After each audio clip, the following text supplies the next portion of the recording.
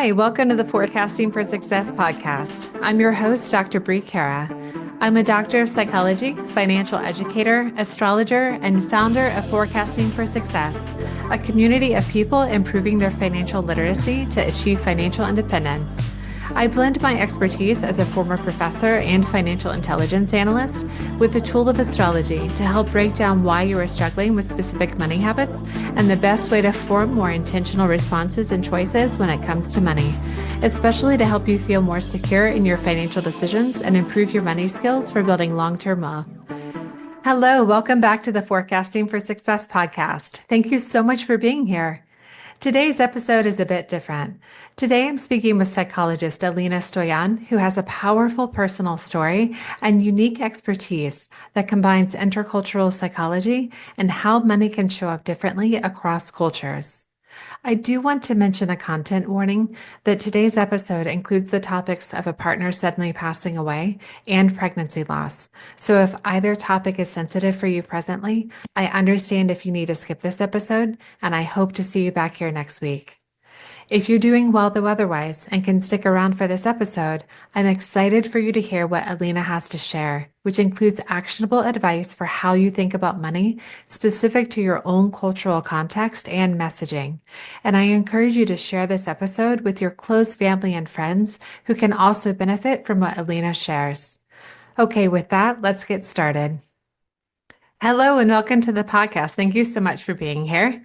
Today we're doing things a little bit differently. What we have is an expert here, and her name is Alina Stoian, and she's going to be talking about some incredible things, and I'm very excited for this episode. So welcome and thank you for being here. I'm very honored to be here. Thank you for the invitation, and big hi to everybody that is listening to us. Like I always say in my video journal, I have a video journal, but I will tell you about my stuff. I always say, hello, people from all over the world. So here I am saying again, hello, people from all over the world, because yes, today I'm very honored that you wanted to reach the topic about intercultural, about our actually relationship with money, how we see money in different cultures, and what actually we can do to change or to rewrite our ideas or our limitative beliefs about money. Because we want it or not, every culture has some limited and limitative beliefs, not only about money, about a lot of stuff. But now we are trying to talk about money, and not only that, about how the energy, actually, the frequencies influence our life, either professional or personally. So I'm very, very happy to be here and sharing what I've learned from experience, professionally and personally. So yes, let's begin. Absolutely. Thank you so much. I found your expertise very incredible, this intersection of you being an intercultural psychologist, a communication strategist, but Yeah. also having this amazing expertise on how money and finance affects cultures differently, both us as individuals and how we interact with our respective cultures. So, in order to help introduce you to the audience, would you please mind sharing your expertise and just how you naturally grew into this very unique and very necessary expert area? Yes, thank you. Thank you very much for this actually generous stage that you are showing me. Yes, my journey, well, it started a long, long time ago, but it was never a clear plan. It was maybe more like a calling, because we are talking a lot in this podcast. We will talk a lot about energy, cultural DNA. So for me also, it started like a calling. And I've always been passionate about advertising, therefore about communication. And I started this journey for communication and strategy, because this is what I love to do, strategy, not only the power of words, but how, when, and why should we place these words to have the right power. So I always did communication and strategy, both for commercial companies and brands, but also, which is more like for my soul, the personal brand, because it's actually even easier to sell. Either we are entrepreneurs or solopreneurs, or we are working in a company. It's easier to sell our expertise when we have a personal brand. Actually, it's our reputational image. So this is why I'm actually more preoccupied about this. But it was never only about storytelling or marketing plans or tactics. It was something beyond me. I don't even know now, actually, how do I have the ability to read people's mind? And when I say read people's mind, I actually can place myself in their shoes, like we are saying, and understand. I know that the experience of creating advertising campaigns made me also be able to do this, because it's not easy to understand why a client should buy your product. So I had this practice.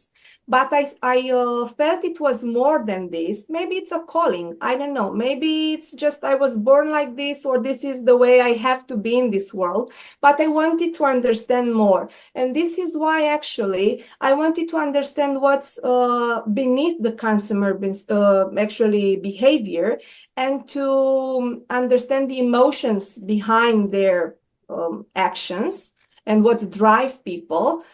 Maybe it also comes from my empathy, because I'm very empathetic. This helps me doing the therapy, because this is how I get actually to learn psychology. Naturally, I already did it because I told you, but I didn't have structure. So the first time I wanted to learn psychology was because I wanted to put some structure, some form to the formless, to what I've already knew, like naturally. So this is where it entered to my life, the psychology. I didn't know that back then it was supposed to be also part of my mission. And after I entered the university, my second actual university, the psychology, something happened in my life that actually just broke me into pieces. I lost my boyfriend in a tragical rally accident 4 years ago. But it was a few months after I already entered the psychology. And back then, actually, I understood that psychology may not be only for me to understand the forms, but can be also part of my way of helping others, of understanding what are they going through, and to understand how can they overpass grief, why not, to find their spiritual lifeline, to empower them to be better, but not in that superficial way of, I want to find my better self. No, deeply rooted in our true self, because we are here actually to experiment in this existence. So this is what we are trying to do. And for me then, psychology turned to therapy, and now I'm an integrative therapist, also specialized in interculture, and I will tell you why. Because life gave me, unfortunately for myself, but maybe fortunate for others, a lot of lessons. One of my teachers, now I'm reminding of him, he said, well, Alina, I don't know why things happen to you, because there are a lot. And I will tell you, just to name them up, I lost another boyfriend after the one in the same tragical car accident. Then I had, of course, grieving. And then I thought I found my love, and I got into a very toxic relationship. It was with love, but also with sufferance. And because I wanted to save the others that I couldn't, in my mind, I tried to save him, and I've lost almost an apartment here in Bucharest helping him. I don't know if I will get them back. About money. We're talking about money. Yeah. So for me, it was the belief that I would help somebody, and I lost actually that money. I had a miscarriage for a child that I wanted so badly. So I had a lot of lessons, a lot. And my teacher said, I don't know why do you have to pass through all these lessons, but for sure, there will be nobody in your couch, your therapy couch, that you didn't already experience part of his problem. That made me, okay, not feel better, but understand that maybe this is my mission. And I accepted my mission. And once we accept our mission, it becomes a bit easier to path it. So therapy became for me not only a way of survival, but as I said, a way to work with identity of others and of course of myself, because this journey never ends. Learning never ends. So I am here in this journey, but because I'm at another stage, I would like people from my experience to learn, to inspire, to motivate themselves. And I'm not saying about that part that, okay, she did so worse in her life, so she had so many traumas, I'm okay. No, I want everybody to understand that each experience for each of us, it's traumatic and it's his reality or her reality, and it's the worst it can happen for him or her. You don't need to compare to others to solve your problem. This is actually just hiding your problems. It's the same thing with money. But I have enough money because look, the others are poor. Right, they are poor, but they're their reality. Your reality is this. And we are trying to deal with your reality. In therapy, you have to deal with the reality of the client, no matter what that reality is. So this is how life got me in this combination of strategy and therapy, but it also gave me a blessing, the things that I'm living today now. And this is how I got into the intercultural, because even though my last relationship, that toxic, really toxic one, was the Cuban, so still latent, but a different type of Latino. So I've experienced a lot of intercultural ideas, but now my partner is it's Mexican, so more kind. They are more open and more respectful to women. So I am blessed that I have this relationship in my life.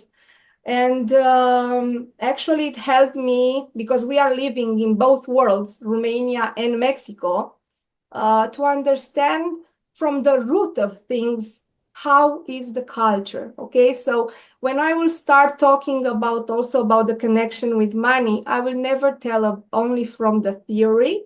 I will tell them the way I'm living them. So maybe it was written in the stars for me, like we said about astrology, written in the stars for me to have this path. It was not an easy path, and I'm still missing my boyfriend, but I know he's guiding me from above. I prefer to see things like this because it gives you trauma. It's true. And I'm doing therapy myself. And I'm sharing this not because I want to be victimized or to feel sorry for me, just to understand that this kind of journey is not easy. Whatever I will tell you in this podcast, I will not tell you like, okay, if you do start this from today, tomorrow you'll be fine. These are lies. I'm not sharing this kind of things. I will not mislead none of your followers, my followers, nobody in my part of the world in Romania, and hopefully very soon in Mexico as well. They will know me because in here they know me, to put the cards on the table very upfront, with respect, of course, with invitation to dialogue, but they're upfront. I'm not saying things only because they are nice. If they're not nice, I will share them, because only through the truth we can learn and we can grow and we can evolve.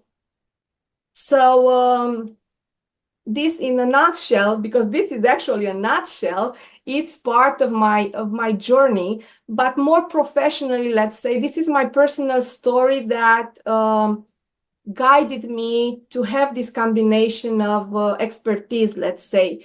Professionally, I said I have for 20 years an advertising communication agency.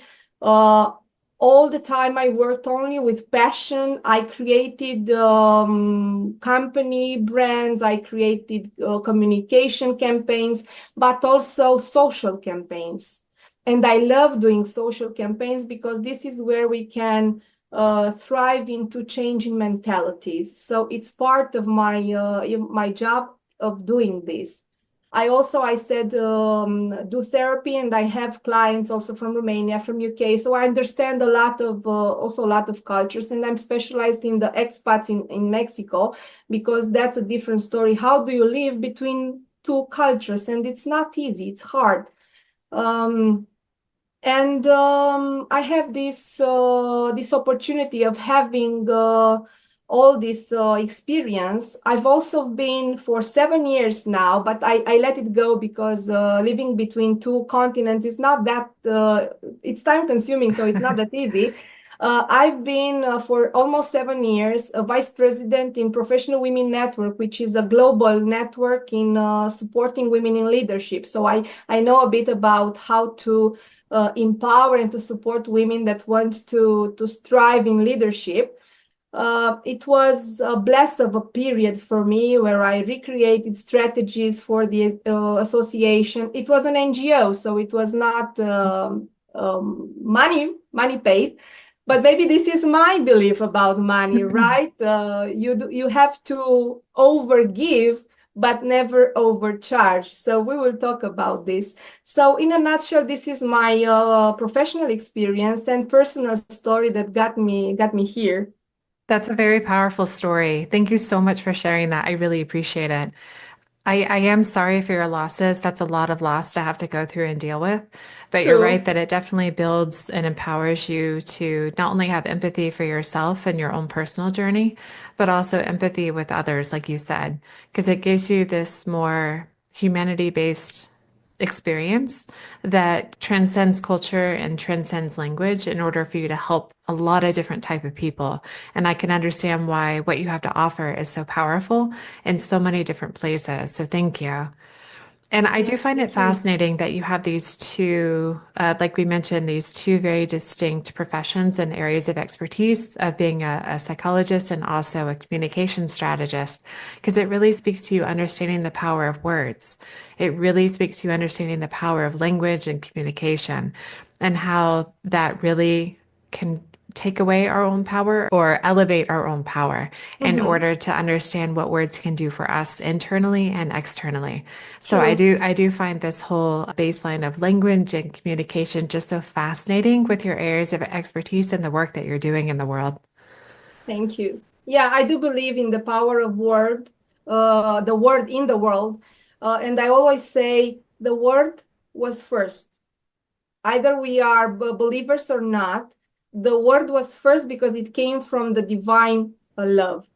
So somehow, even if it was in the mind of the creator, it was the word that actually got us here and made us evolve. So it all came from just one thought to a word. And this is why I believe that the power of word can be healing, but it also can be a weapon. And I said before that I have this mission of empower people to find their true self and to thrive and to understand their own mission. Either I do that in therapy or I do it in personal branding. I always try to find this, to find their true self, to be able to share their image in the world, not a false image. I have a saying when I have courses in personal branding. Personal branding is not about looking good in the photos. It's actually be aligned with your true self, and then you can put the expertise you have on the table. So, it can also be a weapon. This is what I was saying, and we have to be very, very careful how we use it. We Yes. can Hmm. even in personal branding is one thing, but in therapy, and I'm saying this because maybe fellow colleagues from all over the world will watch this podcast, and I'm sure that they will share my ethic, moral insight. Uh, we are like surgeons, brain surgeons, but only with words, not with a scalpel. So it's the same importance in choosing our instrument not to become a weapon that can kill somebody. Because some of the people that come in therapy, right, they are at the limit of their wanting to live this life longer or not. So the way you choose your words, therapy is actually the art of putting questions. Putting the right question can help somebody. Putting the wrong question unintentionally, maybe. So this is why you have to be more responsible how you learn to put questions can make a big difference. So yes, I do believe in the power of words. Yeah, 100%. I agree with everything because it's incredible how we can create our own realities. So, like you're saying, our thoughts and what we put out into the world, this can create our version of reality that we want, which is why it's important to be mindful and intentional as much as we can with living in the present and just understand what we're doing now has effects for our own personal futures. And so you want to try to set yourself up for success, not only now, but with those second and third order effects. True. If you don't mind, would you like to go ahead and start sharing your experiences or insights about how money does influence your clients or how you're able to help people in this Mhm. topic whenever it comes to intercultural aspects? Yeah, for that, thank you. It's a very hands-on question. Before that, I would like to share that in my because okay, I have two line of duty, let's say, that maybe not all the time be very concerned about money, and I want to say that it is. Even though I'm actually working in personal branding, let's say the part of strategy with personal branding, the money part comes up all the time. And it's normal to be like that because I said mostly when we are working with solopreneurs, entrepreneurs, and money is their payment, like in the other jobs too. But that is more specific. That it's more safe. You have your money at the end of the month. So this is why I'm not entering there, even though I work with the executives and C-level as well. But maybe their money are not the issue because they already have the security of it. So money comes up in personal branding when we do the strategy a lot in these experts that are working maybe alone, because when we start doing and building up the strategy, we are not having also only a conversation about mission vision that are very important, and this is where I always start because you need to know who you are inside, your true self, your authentic self.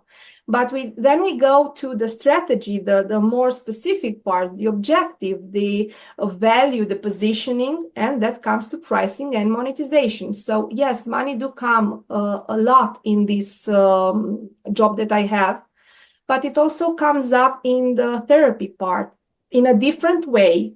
In their beliefs that we are just sharing in a moment, the more rooted in the emotional part, in the cultural DNA, in the cosmic energy. So money actually comes up because we live in this material world.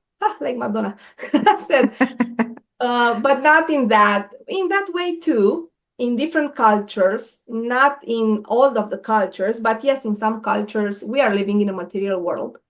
But when I say material world, it's like this existence here and now, it's material. Yeah.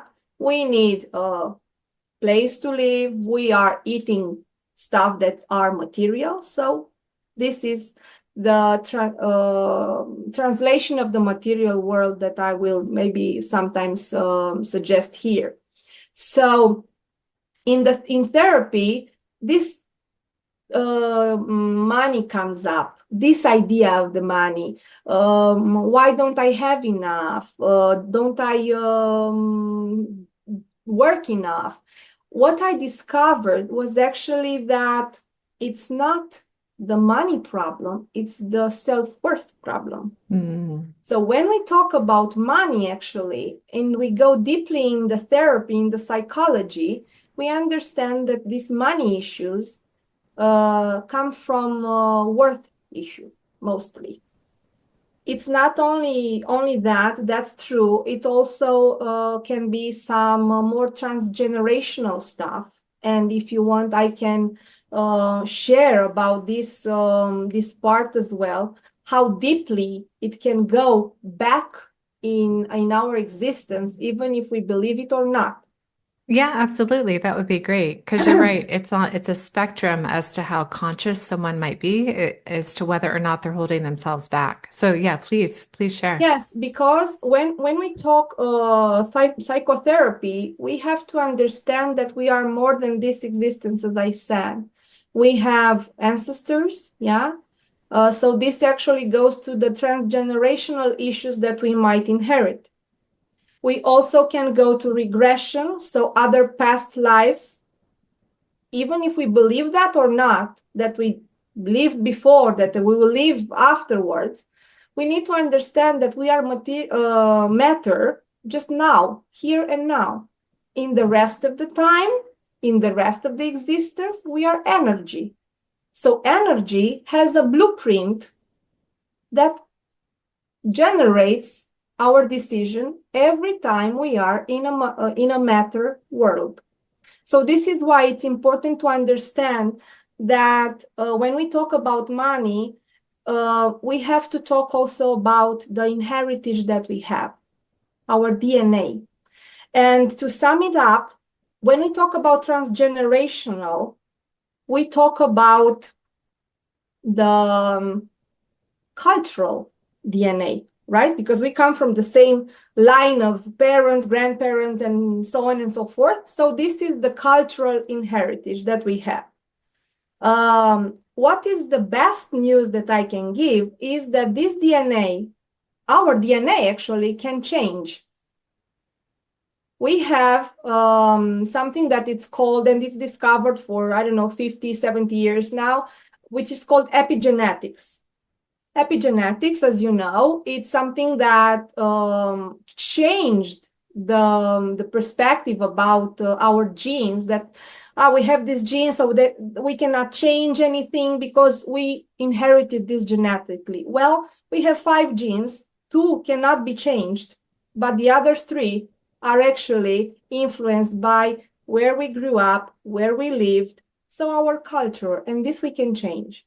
So when we go now in the idea of money in each culture, we have to understand that actually, yes, we can change things.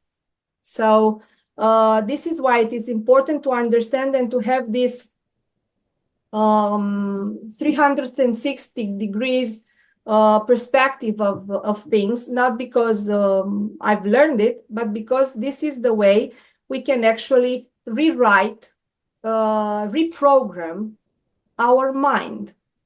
So, Yes, yeah, exactly. It's fascinating, but it's also should be very hopeful. That should give people hope when they hear something like that, because it really speaks to this area of trauma of money that should be a focus for most of us, just to understand that although we might have had very troubling pasts or incidents in the past that were either big T or little t traumas, it is okay to learn how to do better for yourself, that you can overcome these very difficult or challenging past circumstances, to not either hold yourself back in some way or to just understand that you have more opportunities to do better for yourself, and that it is okay to be comfortable. It is okay to learn how to be happy with your new personal values and other things that you can bring to the table, and not have to be stuck in whatever has occurred to you. That doesn't have to be where you're stuck for the rest of your life. It is possible to have this regenerating in this new present day if you're able to do that for yourself. yes, we are able to do that for ourselves. But as I said at the beginning, we need to understand that some of these issues, if they are on the inheritage part, the transgenerational, or more in the regression part of ourselves, we will not change it today, now, together. We Hmm. can start now, but Hmm. some of them needs therapy.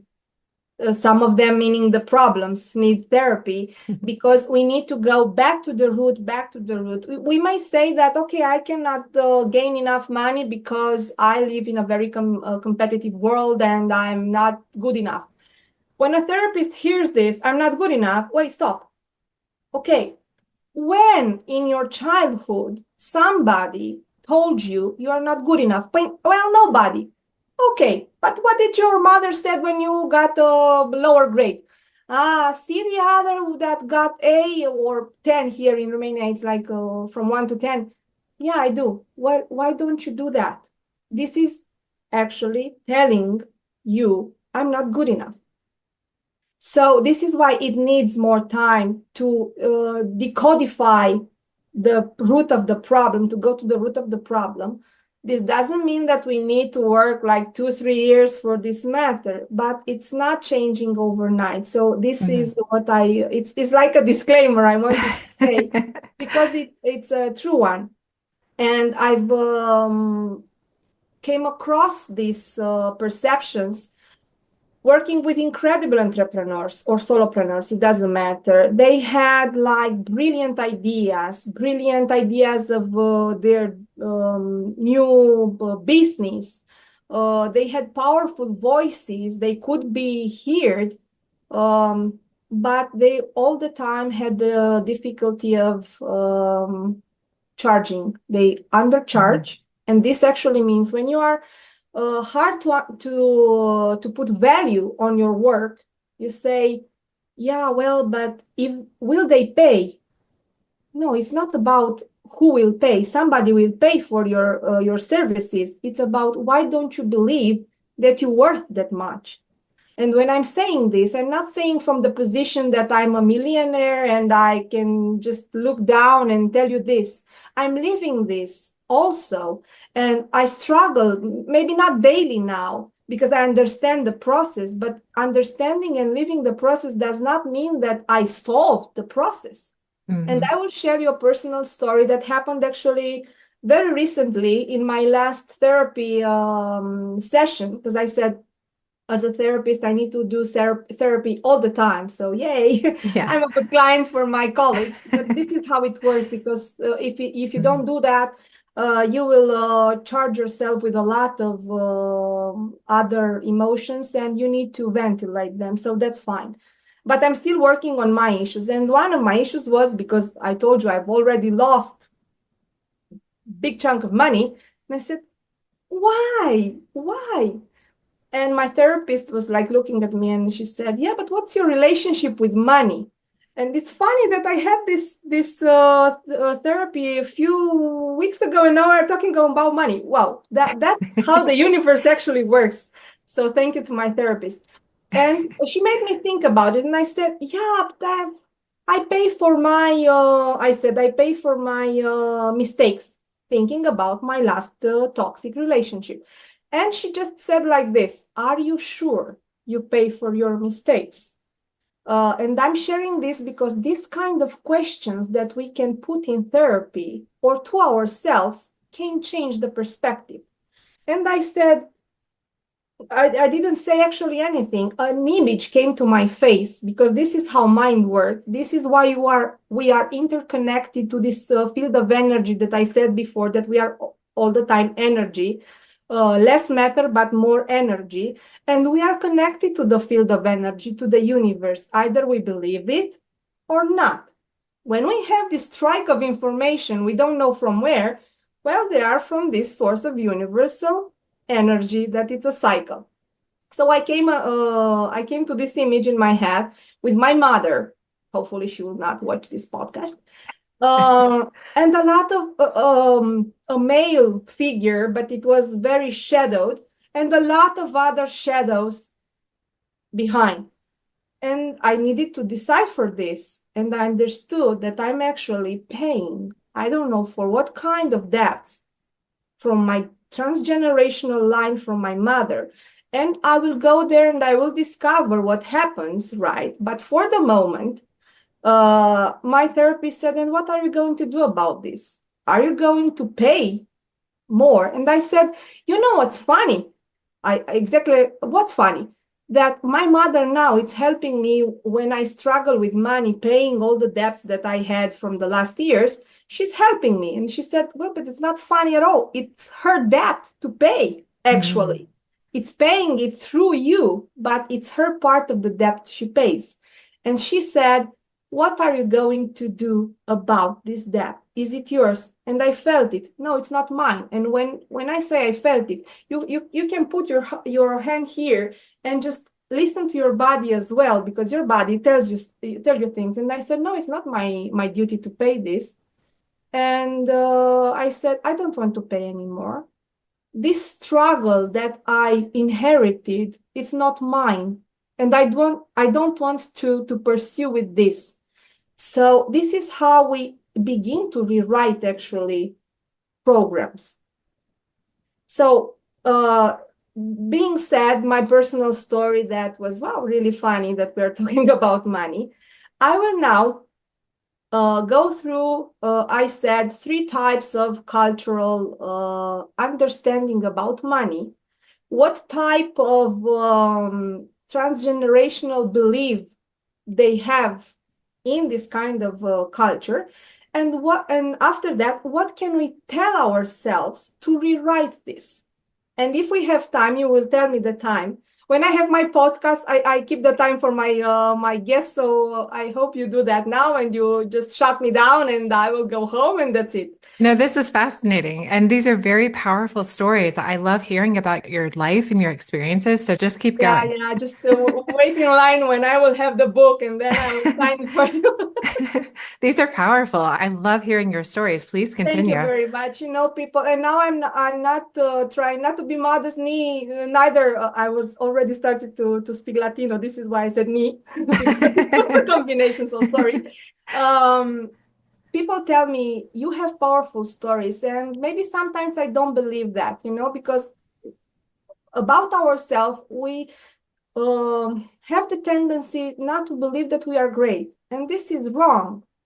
If people from outside your circle tells you that you are great, or your stories are powerful, whatever your audience hear, just believe them. They will not tell them for free. They will not tell it for gain something. They will tell it for free. Mhm. So just believe that when somebody tells you that. So this is why I said that. And I'm just shutting them down because I don't feel very comfortable when they tell me that, yeah, wait for the book. And then a lot of them say, but when's the book? Because it's gonna be a bestseller. And then maybe I will write the book. So Yeah, please. yes, we do have a very strange relationship with our self-worth, because maybe sometimes we were not taught how to understand that we worth. And I think this is in many cultures, not only in the Eastern Europe. But we will start with this because I'm born and raised in Romania, and for the people who might not know our history, it's a post-communist country, right? But I I had only 9 years in communist, so I got some of the fear back then. Not a lot, but my parents, my grandparents, right? They had this inherited, so it's still powerful. Maybe it will be a few generations more to get rid of our cultural inheritance. But here in Romania, some of the problems, let's say, that we have when we go to money issues is that we were raised in scarcity, in fear, in obedience. And this is actually rooted also in our money issues. Some of our common sayings, when we have, because we have a lot of sayings, and every culture have, but about money we have like this: money only comes through hard struggle or hard work. We hear this all the time here in Romania, and I'm in Eastern Europe as well, because in the Balkans we hear more or less the same. Asking for money is shameful. So don't ask for much money because it's shameful. Money is the devil's eye. Better poor and honest than rich and maybe corrupt or something. Or if you have money, people will envy you. All of these sayings in our culture leaves a blueprint in our energy body, and then in our actions as well, in the relationship with money. So this actually has psychological implications, right? Because, for example, let's take only two of that. For example, the belief of money only comes with hard struggle or hard work. This actually creates in subconscious the resistance to work easily. Maybe we work easy or we can find an easy job, but okay, but it's not correct, right? Because I need to gain money just by working hard. This is honest money when I work hard. So this is how it imprints in your mind that you need to work hard if you want to get money. Yeah, And then it implies a mandatory suffering, that you must have some exactly. type of suffering. And it's unfortunate that people may misunderstand the origin of some of these sayings because it was about control. It was a type of propaganda. It's not true. Just because it's a saying doesn't mean it's true and that you have to suffer. So you're right. Exactly. If those threads are Exactly. lost, there's a misunderstanding and it negatively impacts people today. Even though the culture and the system might have changed a little bit, people might misunderstand. Yes, because we inherited this in a subconscious way, and actually our subconscious is the one that takes decision, not the Mhm. conscious one. Mhm. So yes, it affects us a lot, and it affects us in the way that if we find something that comes easy and gives you joy, we may sabotage it because without understanding, we go back to where our mind understands the familiarity of it. So this is why it's not easy to change it overnight Mhm. because it's rooted a bit more powerful than we think it is. But it's also a good thing that when we realize that we are conducted by this kind of beliefs, limitative beliefs, we can change them. Because the Mhm. first step is to be aware of that, to accept that we want to change, to make steps in changing it, and then to progress in this until and repeat it until our mind will understand, oh, I have a new program. I will work on this program, not on the other one. And the other good news is that we have more success in our children, grandchildren, and so on and so forth to inherit our new program. So we are not doing this only for ourselves. We will do that for the other generations as well. Mhm. Exactly. Teach them a new system, a better system. Yes.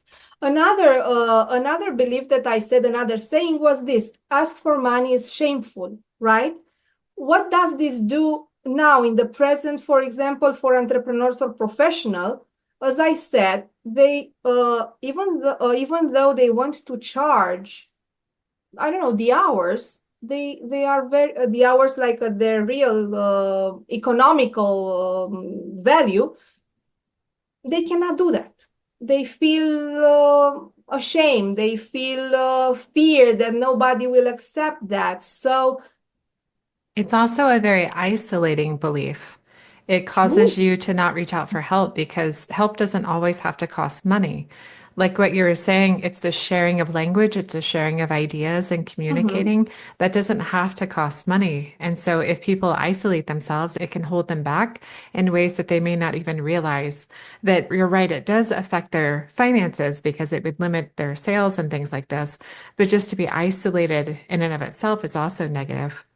Yes, because we this kind of saying, now that I'm going back through my process of, okay, I'm ashamed to say I need money. That means actually that I'm not good enough to do anything. I cannot solve my own problems. And we have another saying here in Romania: what will the world say about you? Mm. So if you are not dealing with your own stuff, what would the world say about you? And now that I'm telling you this, we have another saying. They are not directly related to money, but see how they can be related to money because they are actually in a chain. We have this, let me translate it. You don't wash your laundry in public. Yes. So if I have problems, I cannot reach out to my friends, to my family to help because the public don't need to understand that I have problems now. So small sayings, they are actually very powerful and affect our Absolutely. relationship with money. So Absolutely. we will rewrite this. I will just cross also through the Latin and the US UK culture beliefs, and then we will understand a bit how can we start rewriting this kind of programs. So because I live also, as I said, in Latin America, in Mexico, but they have the same, more or less the same beliefs because they do have the same cultural background with differences in countries, but the same background. So their money story is a bit different because they have different beliefs. They have also, if they are very Catholic traditional, because in the Latin America they are Catholic, and we are not talking about religion now, so don't throw anything into me. But religion also it's part of our culture and heritage. This is why I'm bringing it up. So they have like sayings like money is not spiritual, right? It actually looks like our Romanian one, money are devil's eyes. It's more or less the same. So because it's not spiritual, for them, money is often seen as being in a conflict with the purity of life. So this gives them actually, they think, a less connection with God because accumulating wealth can feel like a betrayal to their humbleness, to their belief. It's not like that, but this is how they translate it. Or they have another one. Being ambitious is selfish because, they are very oriented to the group. They are not selfish individuals. They think about the good of the group first. So if you are too ambitious and then you thrive more than others, then you are selfish. This is how they will translate, unconsciously they will translate this. So this is also you find this more in women than in men because they have a culture of admiring women and respecting women because they do believe in Virgin Mary. But up to a point, okay, in the family part, it's noble to share and to sacrifice yourself, so not being ambitious. You see how they are connected one with the other. So this is actually connected with their belief about money. Not being ambitious, then you don't get rich enough money. So, I and they think also have, tell me. Yeah, I think you bring up a really good point. And there's multiple religions that do this to where they misconstrue what money is and what it can do for you, because money by itself is just a tool. It's not a belief system, it's not a religion, it's just a tool. And it's up to the person, regardless of their religious background, it's up to the person as to whether or not they want to put it towards a positive or negative use. So it's the human choice as to how you use this tool of money as to whether or not you're doing good for yourself and or others. And you're right that this messaging of money being misconstrued as something more than a tool or something different from a tool, it is leveraged against women in a different way than it is against men. And that's another way that it can impact and hold back women entrepreneurs if they're not understanding where this belief comes from or why their messaging about money might be a little different versus a man who received message about money. If we go now, because you raised it up for me, and I have this idea going, but this is for all the cultures, the difference between women and men now. So it's an intercultural same thing. But going to the anthropology, men have had this role to be the provider, and we are talking from the cavemen until now, right? Not in the modern society where everything changed, but this kind of DNA, it's in our system. we want it or not, it's still there. So their role was this, to provide. Okay, first they were providing because they went to hunting, right? But then they provide because they gain money. The women was supposed to stay back home with the children to take care of the tribe, not to It, gain money, right? yeah, it's the story that they've tried to get us to believe This that is this what, would be the natural order. Yeah. yes. Thankfully, we're So starting to break down that narrative. yeah, but imagine we are trying to break down a narrative that is million years in our system. So I'm not saying that was correct or not. It was biological, built better, whatever. I don't believe in the difference. I believe in putting the difference together to construct things together, to build things together. But this is how the mentality remained more or less the same. Okay, the women will gain less because actually her role is to stay still at home to take care of the tribe. And it's not like that, not anymore for million others of hours and days. Right, But right. we still have this in our system, and we need to change that. Yeah, Uh, yeah. Getting back to the Latins, they also have some other sayings like exactly what I said, taking care of the family comes first. So that put the women in the second position of gaining money. And without being lack of respect, the women actually like this. I'm seeing this in my extended family, in the families of my friends. God forbid that they got divorced because she's not working at all. She will expect to gain the money the man provides for its children, for his children, and she thinks it's their own money. So taking care of the family first, look how deeply now it's also in the present. So it's not also from the past. So they do have these beliefs. If we go to the more Western culture, like I said, US, UK, Northern Europe, so this part of cultures, the relationship with money is a bit different. Here, we have some other dominant messages, and now you can correct me if I'm wrong. You can translate this kind of beliefs in sayings like "you are what you achieve." You need to achieve more to be somebody. Your name, your person values more if you gain more or if you reach out a better position in work.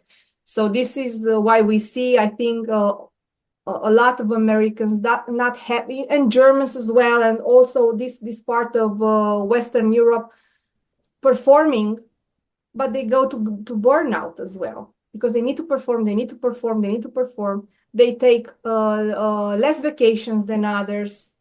I'm not saying it's good or bad. I'm just translating the relationship with the cultural relationship with the money. Because when you say you are what you achieve, actually you're translating psychologically that your self-worth is tied directly to your performance. Hmm. The money that you do, the material part that you do, is actually more that you're worth as a person. Of course, here's as well, we decodify this too, but we are saying about the majority, the way the people still believe. So if you don't actually perform, you are almost invisible. This is how you translate this kind of saying. Another saying, if we put it in a saying, it's success means independence. You are a successful person, therefore you have freedom, you are independent, right? Hmm. We do have this. This ideal is to make it alone, not in a group, right? I need to thrive. I need to be independent. So actually, what translates is that your value is only through measurable outcomes.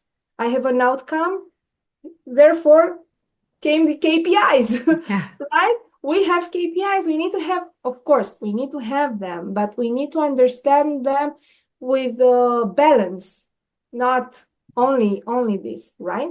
These kind of beliefs, actually, the high performance, the high functional professionals that are amazing for the world, but they also struggle with the burnout more rapidly than others. That's for sure. Mhm. They get to believe that perfectionism is the only way they can do things, and they strive and they struggle actually to be the best in their industry, and they fear to slow down the rhythm, because Mhm. slowing down the rhythm or resting or having a vacation feels like failure, and they don't want to fail, Right. right?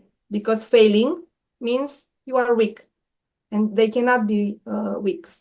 So this is how you translate the relationship with money, also in this kind of a very productive, very performance oriented cultures, because money is always better than anything else. Money can buy anything, right? Mhm. We do say that. So as a small conclusion, actually, across all cultures, if we see, money is never neutral, right? It has a meaning for Mhm. each cultural different, but it actually reflects our beliefs, our individual beliefs, our inherited beliefs, our fears. But we need to understand that this is not the way we can define actually the world. We can change this narrative and gain freedom and integrity and self-worth not only through money. And Mhm. guess what? When we turn this page and this narrative, it doesn't mean that I'm saying, okay, let's go and live in a forest with no money and we will just make our own food. No, I'm just saying, when you don't focus on making the money as it is, but to see the money to be, as you said, an instrument, to be the result of your passionate work, also the money might come easily. Then Absolutely. struggle for the money. The moment you struggle for something, it doesn't come easy. Right. And this is saying in the more spiritual part of myself, because I said I live in Mexico, but I didn't say that I'm very drowned before living there in the Mayan culture. Oh, So that's lovely. yes. When and I will just make a small break, like before taking the discussion forward of how can we change our narrative. I Mhm. would just say a small story. Okay, the last time I was in Mexico, I wanted to, and we are living in Ciudad de Mexico, and then my boyfriend is in the Aztec part of the culture in Mexico. Oh, But I wanted to see the southern part, the Yucatan Peninsula, where are the Mayas.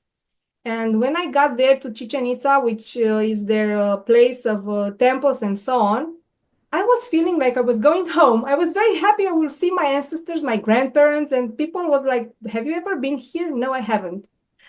But this is how, and yes, I'm very drawn and I'm trying to learn from their wisdom, because apparently I had something to do with that for sure in another lifetime. So if we understand that money is only a tool and not our final goal, we will we will understand and we will feel a bit different. But I said it's not easy to do that. mhm. There are instruments to do that, to change our money beliefs and to transform actually our program and our identity, because when we start to transform and our narrative and to rewrite our program, we will transform part of our identity. And when we start working on that, we need to be sure that we can deal with our new identity. Right, right. Absolutely. Yeah. So that's a warning. Don't start working on that if you're not willing actually to live with your new identity. Yeah, because it's a process. And like you were saying, it's not linear. It's not something that happens overnight. And it's Mm-hmm. not something that once it's better, it permanently stays better. Like it has a natural ebb and flow of us feeling better and doing better. And then, we all have a bad day and we feel like we've fallen behind. But it's just that that's the natural process of being human. Like things get better, we have a couple bad days, and then things will get better again. So hopefully no one's too hard on themselves because that is just the natural process of evolution and things do improving over time at large. We are putting pressure on ourselves. We need to understand that, but Mhm. um, we need to understand as well that we can do different, to Yeah, be kind to ourselves. right, But exactly. in order to be kind to ourselves, to start this process of changing, and I use it either more in therapy, we can put ourselves a question when things happen. To put a question like, whose voice is this? Of my ancestors, my family, my church, like my Mhm. religious beliefs, my culture, my trauma, where this Right. voice comes from. This is like the starting point to understand, like I said, to understand where it comes from, and then we can decodify the meaning. And I would like very shortly, because I wrote down some, let's call them mantras, more or less, but we can change this. Every person that is following your podcast can write her own new beliefs, right? But I will give some Absolutely. examples. For the examples that we gave, I will give how we can some examples of how we can rewrite the narrative, because we are talking about narrative. That'd be great. So, in the Romanian limited beliefs, we said like this. Two of them I put it right. Money only comes with hard work or hard struggle, and asking for money is shameful. This is what we analyzed. How we can reframe this is like this. What if is not a sign of laziness, but a sign of alignment? What if it's a sign of hard work, not of hard work, but of smart work? It's not less worth, it's just smartness.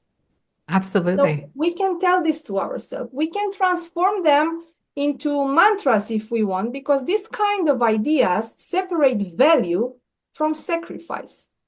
We don't see them it as a sacrifice. We start being better paid, but we can still be kind.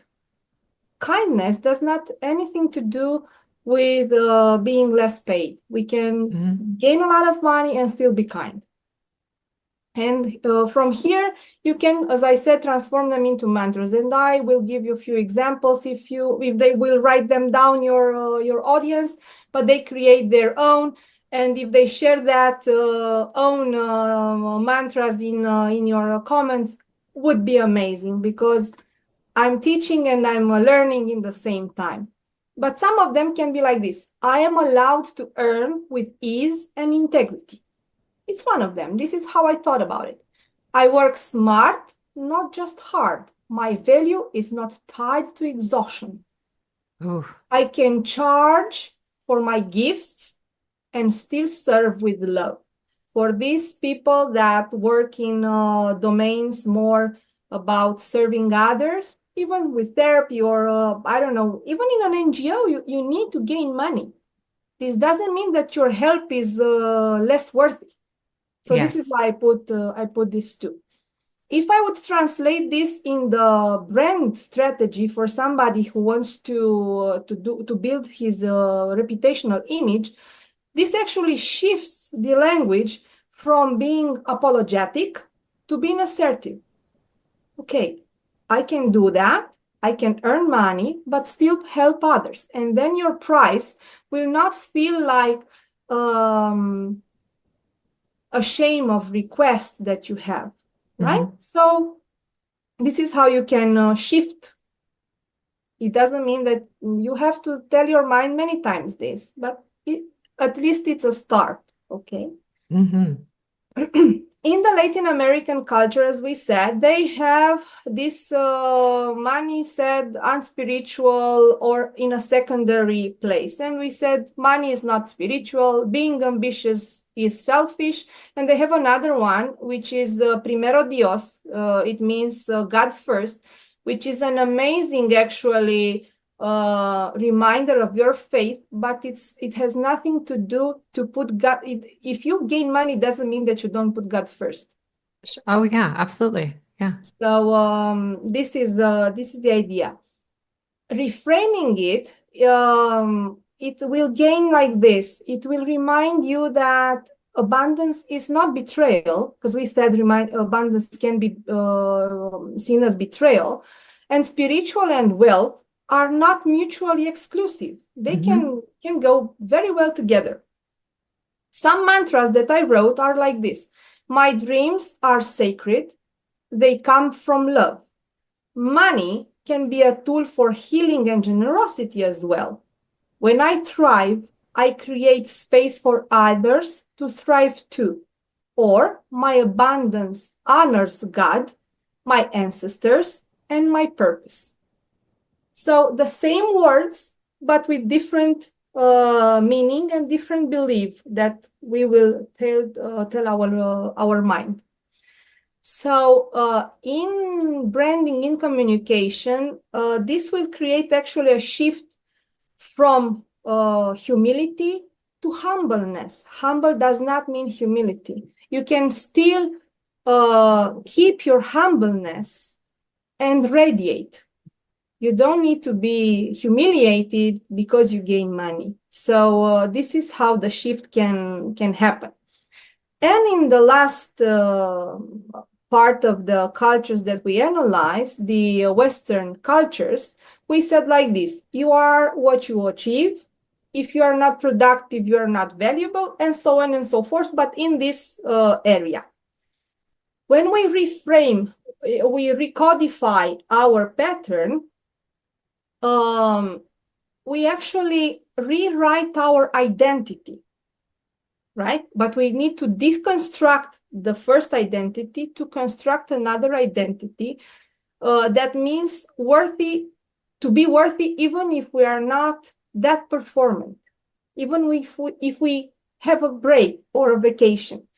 We can ask who is in this kind of mentality, can ask himself, who are we when we are not doing anything? Doing like producing anything, right? Right. Are we still lovable? Are we still enough? And why? And put a list with what means this. Some mantras that I wrote are like this, if you want to use them. I am enough even if I'm resting. Yeah, even if I'm not doing anything. My worth is not measured by my output. Slowness is not failure. Maybe it's wisdom sometimes. I exist beyond performance because I am a whole. And again, you can write any other that connect with you, but rewrite this program. So this is some short ideas of how can we reframe. I also have some few tips if you allow the time. If not, we will just send them via We, energy. yeah, please, we absolutely have time. But I do just want to really emphasize for the listeners just how Please. powerful that was, how incredible and lovely those mantras are. So I would encourage all the listeners to go back and listen to those again. And please do this exercise of writing down your own personal mantra and putting it up somewhere, putting it on the lock screen of your phone, putting it up on a mirror that you look into every morning, because that is a very powerful, very beneficial exercise. So thank you so much for sharing that. And yeah, let's hear some more tips because this is Yeah, I wrote incredible. down 5 tips. Yeah. And hopefully an exercise that we can do together, like a guided reflection. It's not a Mhm. meditation, it's just a reflection, but we can do that together. So the tips are like this. First, try to audit your money habits, because to understand how and what to change, you need to understand the habits, right? But without shame, without judgment. You don't do this with judgment. You do this because you want to change. How can you do that? By looking how you earn your money now, how you spend them, and how you avoid the idea of money. Again, not to judge yourself, but to understand your patterns. The tip could be like this. It's one of them. You can choose another one, but this is what I thought about.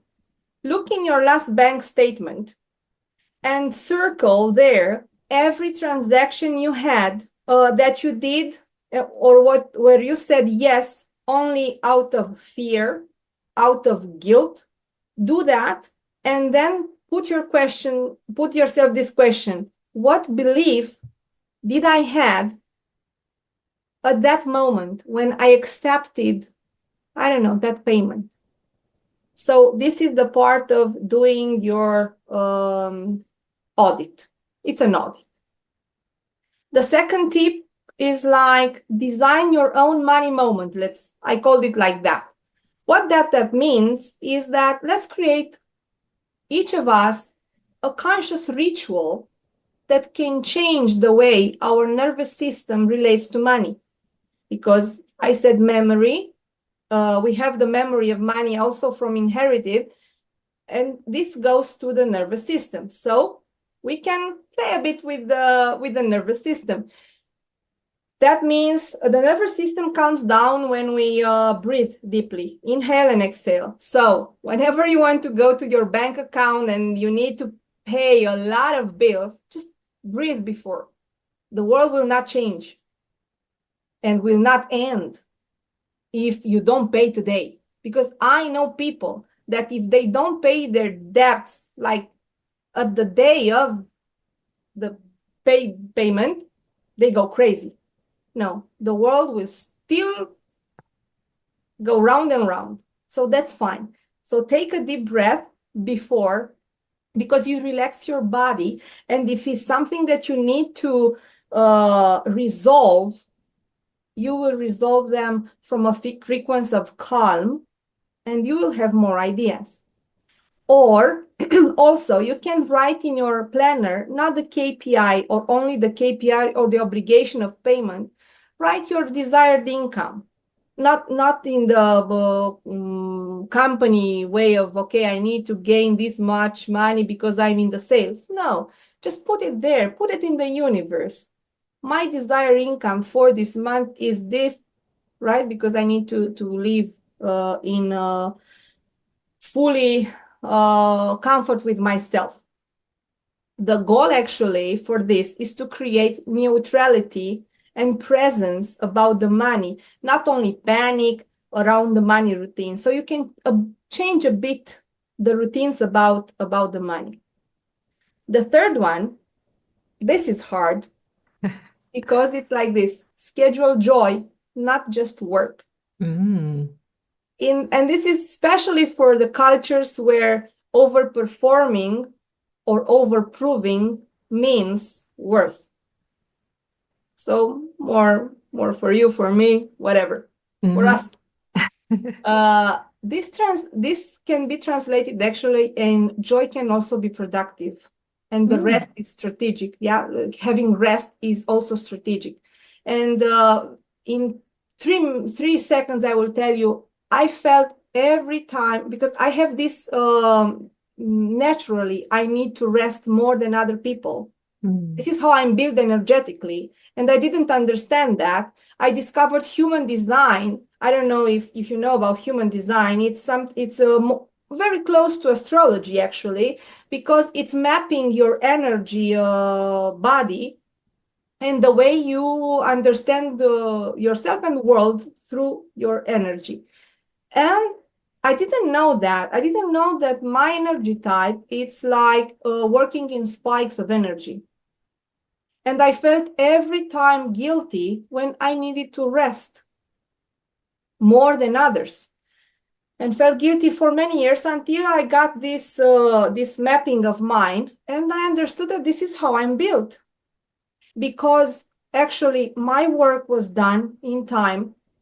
maybe earlier than others, better than others, but still I was feeling guilty that I was not working the same amount of time like others. Mm, And when I understood that this is how I'm built and I do complete my deadlines, but I need less time because I have spike of this energy, then I felt easier.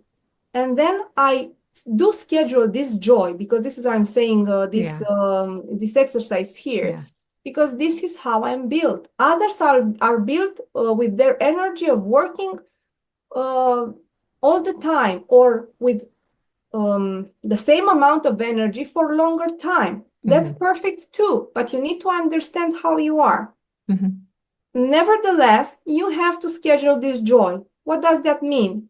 It means that let's block like 30 minutes per week. It's not much, right? 30 minutes per week. I'm not saying per day. To do nothing or to call it monetized joy. You don't need to gain money for this joy. Hmm. What's that joy? I don't know. Watching a series, playing some football, it doesn't matter. It's your joy. You put it there. You don't gain money for that. The purpose is like this. There is no purpose, not money purpose. It's just pleasure. Hmm. You need to rewrite this also that we deserve these moments of break. So this is the third one. The fourth one is like this. Try to do one bold money action per week or okay per month. I will ease it up per month. I don't know, if you're an entrepreneur, raise a bit your price and see what happens. Not much, a little, like insignificant for the other, and I will explain why. Or ask for your money back if you loan them and a friend or a client is not paying in time. Just have the guts to say, look, man, I need my money now. You're overdue with your payment. Just do it. Set some boundaries to people or to clients, to whatever that don't have these limits. They doesn't have to be huge steps, but they are actually very important steps because your mind, your nervous systems understand that, oh, okay, I can do that. That was not that hard. And I did it and I survived. So little by little, the mind will dictate you, okay, let's do another one because I survived. And then he will survive again and said, oh, okay, we can do. And this is how we can bit by bit rewrite our also our nervous system. So it is an important one. And the last one, but not the least, it's stop actually outsourcing your worth through your culture. I know it's hard. Actually, this is the hardest one to do because it's imprinted in our DNA, cultural DNA. But it's not undoable. We can do that. Because whenever we learn that money must be hard earned, as we said, or they are not spiritual, or they define us, it's not actually our truth. It's not our truth. We were taught this truth. So we can change our belief and rewrite this every time, every month, or use the mantras that we've learned before. Write in a journal, create a journal with this kind of mantras, and put others like easy is accepted, abundance is aligned with my values. Write your mantras. You don't have to have one mantra.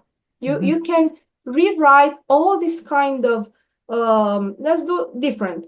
Every time you have in your mind an old belief that was inherited from your culture, write a mantra for it, a better one, a positive one about that money. Make a list, that and that. And little by little, the brain will understand actually that it can live also with the good, not only with the bad. So these are the tips that I thought about. Hopefully, they are they are enough. Those are incredibly helpful. So, yeah, absolutely. I really hope that the listeners can take those to heart and implement them in their own lives that fit their personal situation, their cultural situations to help them overcome any obstacles that they may or may not have even been aware could be in their way of helping them do better. So, thank you so much for putting those together and sharing them with us. With great pleasure, with great pleasure. And if you want, we can try to do this guided reflection together. I will guide it. So well, if you allow me, I will just transform it in a bit of a guided meditation, but it's actually a guided reflection.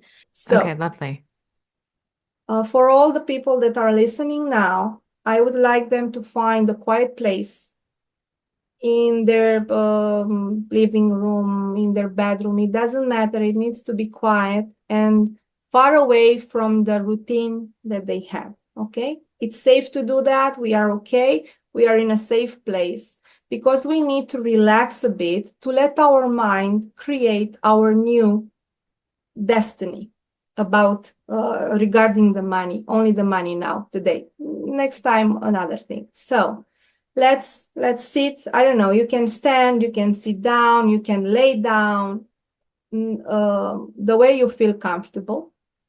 Let's take a deep breath, not only once, like inhale, keep the air there, and then exhale. And do that in your rhythm at least 3 more times.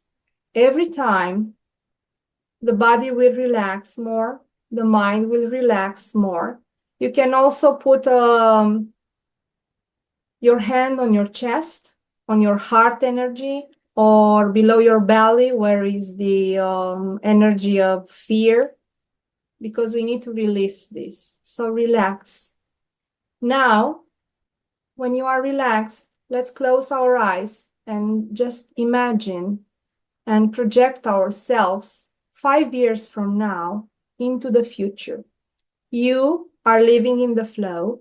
Just be there. Imagine yourself in that flow. And in this new reality that you are imagining, money is no longer loaded with shame or fear or performance or hard work. You already resolved this issue. You worked already smart. You didn't work hard anymore. You feel free. You are now connected actually with your spirit. You are aligned with your body. And you are indeed generous with others without feeling guilty. Imagine exactly, see exactly where you are. How does the place look like? Is there day, night, the sun, the moon, everything that you can imagine in this new reality? Take a moment to see this. It's no rush. You have time.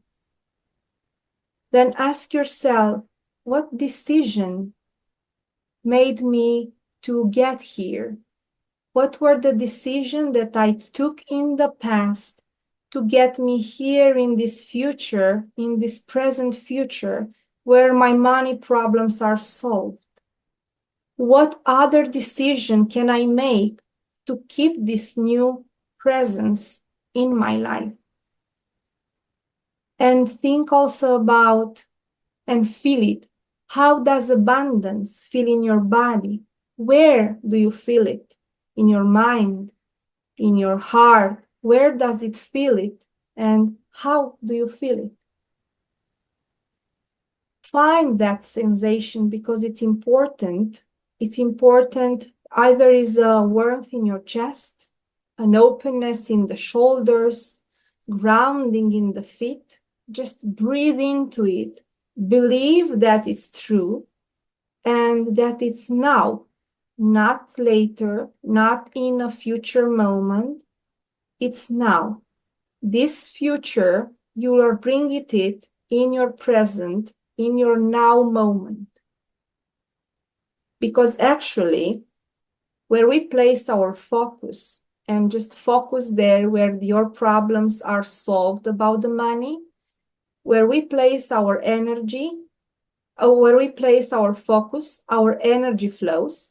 And wherever our energy flows, actually our actions follow, consciously or not. And when our actions follow, our body will live the new present. You can do this, repeat the questions until you actually visceral feel them. And then when you feel ready and you have all the answers, just relax, open your eyes, feel your body again in the present moment, in the couch or in the armchair or wherever you were, and feel your body again present. This was the guided reflection. They can do that alone. They don't need to be guided by my voice, because if you want, we can record this like flawlessly with the music, and I will send that to you. Maybe you send it as a gift from us to the people. But why I try to make this reflection exercise is to understand that this overspoken manifestation that everybody is telling about, that doesn't mean that we are waiting from the universe just to hand us something for free. We need to be anchored our future in this present. And exactly as I said, we put our focus, the energy comes, the energy follows, and then actually, consciously or not, our actions will guide us to where we towards where we believe that we already have the present. So this is why it's very important to understand the manifestation. It's not something free. We need to work on it. And now nobody gives us something for free, as I said, the universe or anybody else. Actually, our actions will get us there. So this was it. I hope you resonated, and your followers as well. And if they want to explore more this version about money or other limited belief that they have, they can reach out. They can write to me. I can just answer to their messages. Of course. Yeah. How Let's can people connect. reach you if they Yes. would like to work with you? Please go ahead and share your business. Yes, I would. I don't know if it's easier for me to. They will find me either on Instagram, LinkedIn, Facebook, even though they were in this part of the country, in the world. Yes, we are still using that. They will find me with Alina Stoian. No, that's easy. I'm there with my name, because as I'm teaching others, I switched from my business, which was called Just Add, and it still exists, but I transform it only in an instrument of invoicing, because the power of a word is my own example, and I'm Alina Stoian, so this is um, my personal brand. Therefore, they will find me by my name, because it's even easier. So this is why I actually recommend them to switch their business brand to personal brand, because they can actually endorse more easily.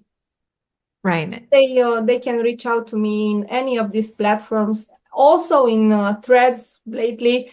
Yes. But that is connected actually with the Instagram, so they will message me there. So yes, if they feel lost in whatever we talked here and they need guidance, they are expats and they are still in between cultures and don't know how to handle that, I'm here for them to support. This has all been very lovely. It's Thank incredible you. what you've shared today. There's so many amazing techniques and words of wisdom, and I hope that a lot of the listeners get something out of it. Because again, the mantras, the meditation, everything was just incredible. So it was lovely and very generous of you to share all of that with us Thank today. you. Thank you very, very much. I thank you. And anytime you need to reach out with any subjects that are in my expertise, willing to share, because I said it's part of my mission to share everything that I've learned, because I'm not going anywhere with this, but they can be an imprint. So I'm here to have this legacy. So thank you Absolutely. for the Thank you very opportunity. much. I want to thank you so much for joining me this week on Forecasting for Success, and let you know that you can read the transcript for each podcast episode on my website, which is linked below in the show notes. I've also included the link to send me your money questions if you'd like to be a guest on the podcast at forecastingforsuccess.com/podcast. And if you're ready to get started on improving your financial literacy and developing your own personalized money plan, I encourage you to join my Forecasting for Success community, where I teach you everything you need to know about budgeting, how to choose your retirement number, how to invest in the stock market, and so much more. I go live in the community each month to check in on your progress and help answer any questions you may have. And it's a supportive community where you can also check in with other members and learn from their experiences as well. I hope you take good care of yourself, and I'll talk to you next week.